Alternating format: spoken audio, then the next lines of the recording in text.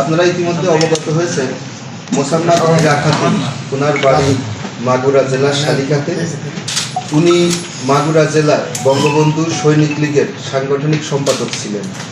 গতকালকে Bangladesh crime reporters association এর মিলনায়তন ঢাকাতে উনি একটি সংবাদ সম্মেলন করে কিছু বিভ্রান্তিমূলক তথ্য ছড়িয়েছেন। তার মধ্যে একটি অন্যতম যে ওনার একটি রেড ওয়াইন কালারের সিএইচআর টয়োটা মডেলের একটি গাড়ি কোতোয়ালি থানা এটা হেফাজতে নেয় এবং এখন পর্যন্ত অবৈধভাবে এটা পুলিশ তাদের হেফাজতে রেখেছে, তার কাছে ফেরত দিচ্ছে না। তো ওনার বক্তব্য অনুসারে এই গাড়িটার মালিক ওনার স্বামী ইতিমধ্যে মারা গিয়েছেন। ওনার স্বামীর নাম মোহাম্মদ আলী হাসান। ওনার নামে 2টা চাঞ্চল্যকর ডাকাতি সহ একাধিক মামলা তদন্তাধীন ছিল।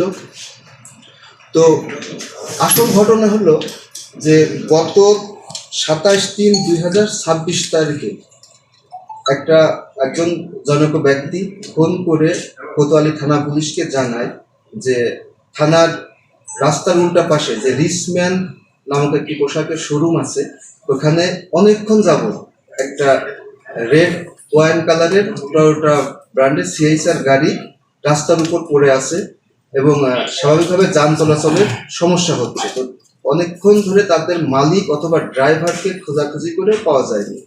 পরে এই ফোন পেয়ে থানা পুলিশ সেখানে যায় এবং ড্রাইভার এবং মালিককে আইডেন্টিফাই করার চেষ্টা করে, কিন্তু না পাওয়াতে আইন মোতাবেক জিডি মূল্যে গাড়িটি পরিত্যক্ত অবস্থায় জব্দ করে পুলিশ হেফাজতে নেওয়া হয়।